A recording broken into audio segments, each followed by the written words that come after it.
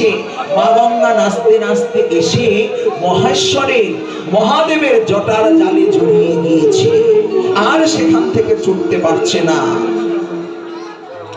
সেই থেকে গঙ্গা মহেশ্বরের মাথায় অবস্থান করছে, বাবা মহাদেবের মাথায় কিন্তু গঙ্গা দেবী রয়েছে।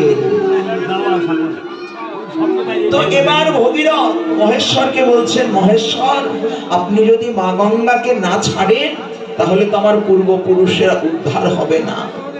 বলছে ভগীরথ আমি এখান থেকে ধীরে ধীরে ধীরে ধীরে করে মা গঙ্গাকে পৃথিবীতে পাঠাবো,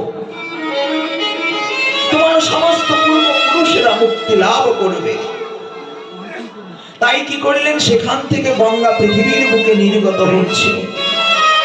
যখন মহেশ্বর তার জটার জাল থেকে গঙ্গাকে মুক্ত করলেন, তখন মা গঙ্গার নাম হলো মুক্ত গঙ্গা। তাহলে আমরা মুক্ত গঙ্গা জানলাম, মুক্ত গঙ্গা জানলাম, তাই তো? তাহলে এখন প্রেম গঙ্গা কাকে বলে? প্রেম গঙ্গা কি?